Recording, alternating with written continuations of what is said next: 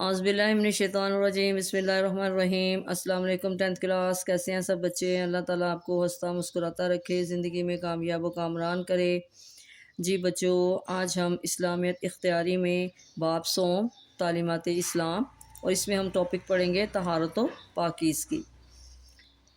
طہارت و پاکیزگی دو طرح کی ہوتی ہے، جیسے کہ ظاہری طہارت جسم، کپڑوں اور جگہ کی گندگی اور نجاست سے صفائی، اور باطنی طہارت دل اور نیت کی پاکیزگی، جیسے کہ حسد، کینہ، بغض اور گناہوں سے بچاؤ۔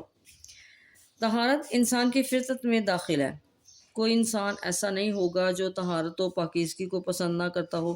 یہ اور بات ہے کہ غلط ماحول کی وجہ سے بعض افراد میں یہ فطری جذبہ مدھم پڑ جاتا ہے اور وہ روحانی پاکیزگی یا جسمانی صفائی وغیرہ کا خیال نہیں رکھتے۔ طہارت پر جس قدر اسلام نے زور دیا ہے، کسی اور مذہب نے اس قدر زور نہیں دیا۔ یہاں پہ ہم سوال بنائیں گے پاکیزگی کے بارے میں حضور خاتم النبیین صلی اللہ علیہ وسلم نے کیا فرمایا؟ تو یہاں پہ آنسر آئے گا، حضور پاک خاتم النبیین صلی اللہ علیہ وسلم نے فرمایا الطہور شطر الایمان، پاکیزگی نصف ایمان ہے۔ یہاں تک لکھیں گے۔ آگے جی، اسلام صرف اللہ کی عبادت کے وقت جس جگہ اور لباس کے پاک رکھنے پر زور نہیں دیتا، بلکہ ہمہ کی طہارت اسلام کا امتیازی نشان ہے۔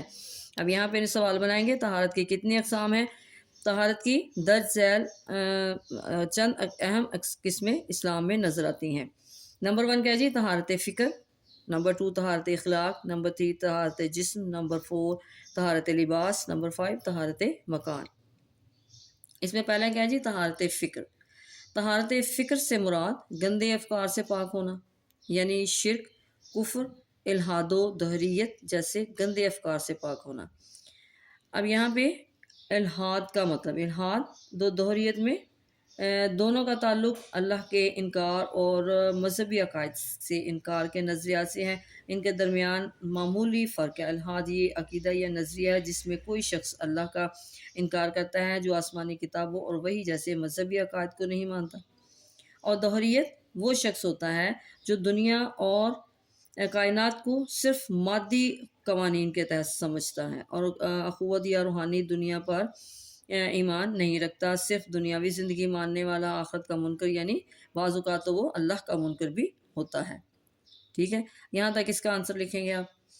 آگے جی، اللہ تعالیٰ نے اس فکری نجاست کی وجہ سے مشرکوں کو قرآن عزیز میں نجس فرمایا ہے۔ ارشاد باری تعالیٰ ہے ان المشرکون نجس، سورۃ توبہ آیت نمبر 28۔ یقیناً مشرکین ناپاک ہیں۔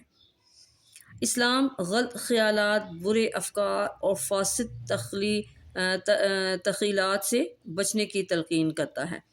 اب یہاں پہ فاسد تخیلات کا مطلب، فاسد کا مطلب ہوتا ہے خراب، بگڑا ہوا یا غلط، اور تخیلات کا مطلب ہوتا ہے سوچیں، خیالات یا تصور۔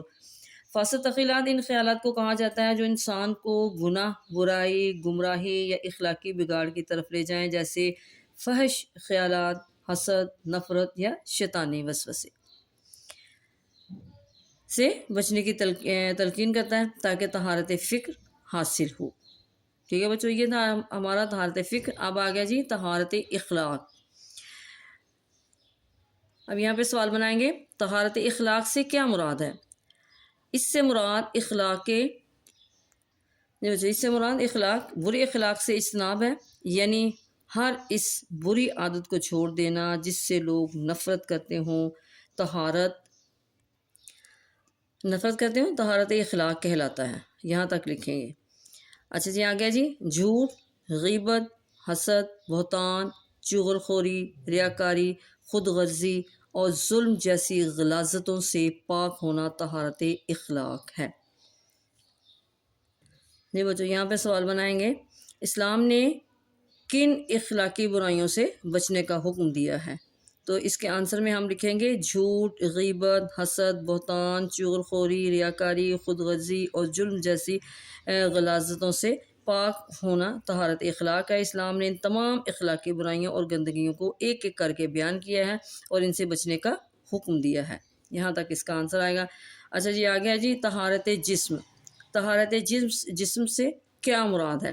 اسلام نے جسم کی پاکیزگی کو خاص اہمیت دی ہے کیونکہ جسم کی صفائی سے روح کو مسرت حاصل ہوتی ہے اور انسان اور حیوان میں فرق قائم ہوتا ہے۔ اسلام میں اللہ کی عبادت ہر عاقل بالغ انسان پر فرض ہے۔ یہاں تک اس کا آنسر آئے گا۔ آگے جی، چونکہ اللہ کی ذات سب سے پاک ہے اس لیے اس کی عبادت کے وقت ہر قسم کی نجاست سے جسم کا پاک ہونا اشد ضروری قرار دیا گیا ہے اور وضو کو نماز کی شرط بنا دیا گیا ہے۔ یہاں پہ سوال بنائیں گے، وضو کے ارکان و سنن پر اگر نظر ڈالیں تو کیا معلوم ہوتا ہے؟ تو یہاں پہ آنسر لکھیں گے، معلوم ہوتا ہے کہ طہارت کا کس قدر بہترین طریقہ اسلام نے رائج کیا ہے۔ وضو سے جہاں جسم کی ظاہری غلاظت دور ہوتی ہے وہاں روحانی طور پر ایک مسرت بھی حاصل ہوتی ہے۔ یہاں تک آ گیا۔ آگے جی، جن چیزوں سے وضو ٹوٹ جاتا ہے ان پر غور کیا جائے تو اندازہ ہوتا ہے کہ کس قدر چھوٹی نجاست جس کا ظاہری اثر بھی جسم پر نہ ہو وضو کو توڑ دیتی ہے اور ایک مسلمان کو اثر نو نماز کی خاطر وضو کرنا پڑتا ہے۔ یہاں پہ سوال بنائیں گے کہ غسل کے مسائل پر نظر ڈالیں تو کیا معلوم ہوتا ہے؟ تو یہاں پہ لکھیں گے جی، جب غسل کے مسائل پر نظر ڈالیں تو اسلام کا فلسفہ طہارت اور کھل کر سامنے آ جاتا ہے۔ وہ ہر صورت جس میں انسانی روح نفرت اور تنگی محسوس کرتی ہے اسلام میں غسل کو واجب یا سنت بنا دیتی ہے، اور غسل کر کے انسان روحانی فرحت محسوس کرتا ہے اور اس کی ذہنی پریشانی اور تنگی ختم ہو جاتی ہے۔ یہاں تک اس کا آنسر لکھیں گے۔ آگے جی، تیمم سے کیا مراد ہے؟ آنسر میں لکھیں گے جی، پانی نہ ملنے کی صورت میں وضو اور غسل کی جگہ تیمم کو رکھا گیا ہے تاکہ پانی کی جگہ مٹی سے ایک گونا طہارت حاصل کر کے اطمینان حاصل کیا جائے اور اپنے آپ کو اس قابل بنایا جائے کہ خدائے پاک کی عبادت کی جا سکے یا اور کاموں میں پاک ہو کر حصہ لیا جا سکے۔ یہاں تک آنسر لکھیں گے۔ معلوم ہوتا ہے کہ اسلام میں طہارت جسم کو بہت اہمیت حاصل ہے۔ جی بچوں، آج کا سبق ہمارا یہاں تک ہی تھا۔ اس کو آپ نے اچھی طرح اس کو یاد کر لینا ہے اور اس کے شارٹ کویسچن کو بھی اچھی طرح آپ نے اپنی نوٹ بک پہ لکھ بھی لینا ہے اور یاد بھی کر لینا ہے۔